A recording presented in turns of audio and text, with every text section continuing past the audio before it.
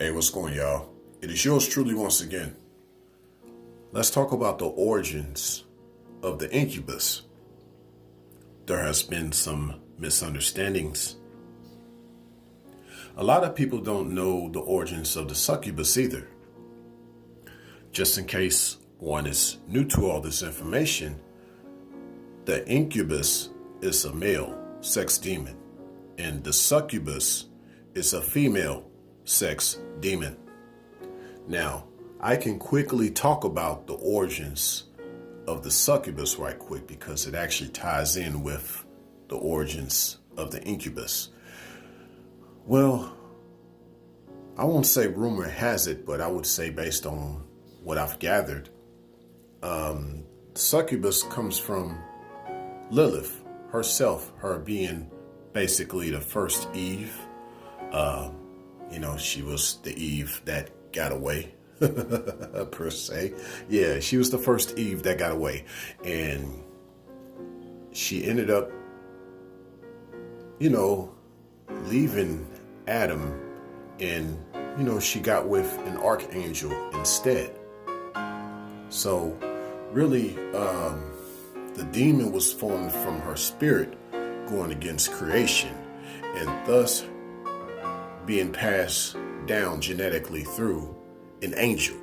So one can argue that the whole idea of a demon in the first place is based on the procreation with an angel. Just to put it in a better perspective, demons are the products of unions with angels that weren't divine,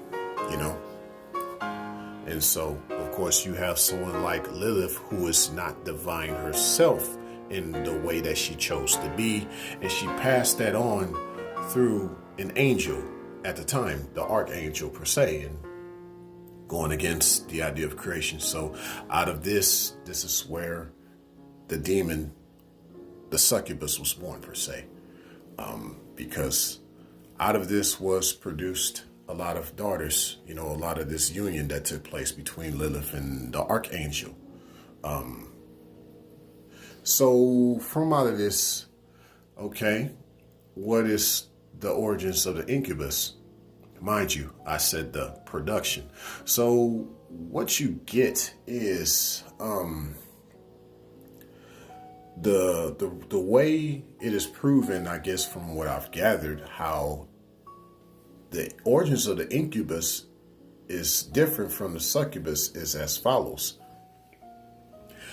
The incubus actually can't reproduce. It is passed on in other ways. You know what I'm saying? You have to capture the spirit versus it being able to produce on its own.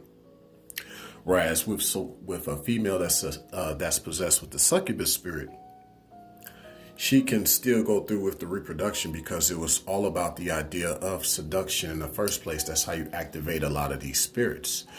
Back in the days, individuals were more spiritual, even more spiritual than now, So those spirits were activated based on someone like Lilith being seductive, because the way it worked with her being able to get around the archangel in the first place was she had to seduce him.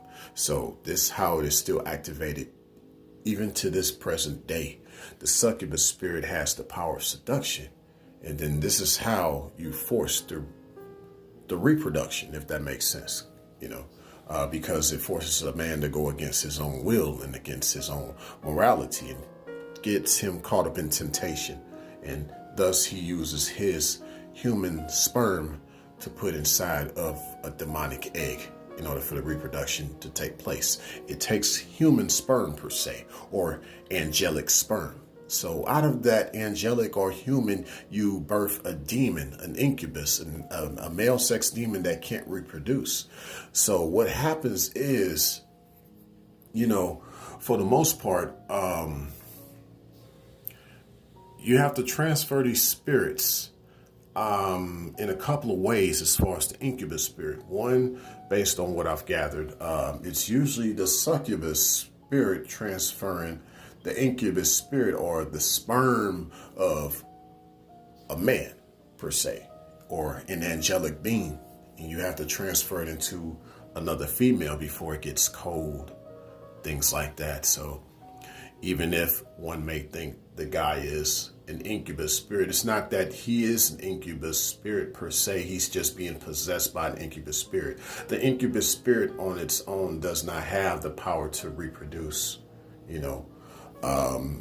When the incubus spirit is put into an individual or an angelic individual, based on the seduction from the succubus, this is when he starts to be more endowed. They say that the characteristics of someone possessed with the incubus spirit is that they instantly become more endowed, or there's a cold sensation to their touch and their feel or their persona, So anytime you get around even a female that's more cold, she's more used to the cold, that's demonic presence amongst her.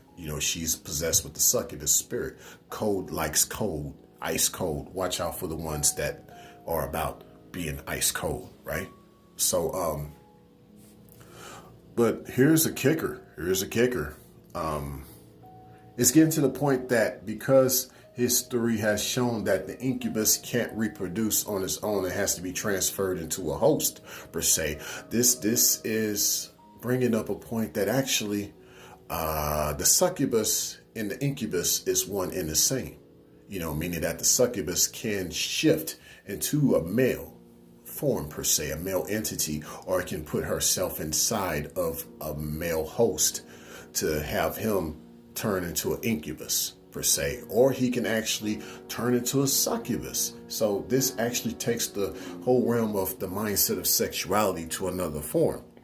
So when you see somebody that decides they want to be they want to be bisexual, or they decide they want to be homosexual, it's not that they decided, it's that a spirit actually possessed them. Once again, let me repeat, because I kind of messed up, and I know some of y'all probably weren't used to hearing that information.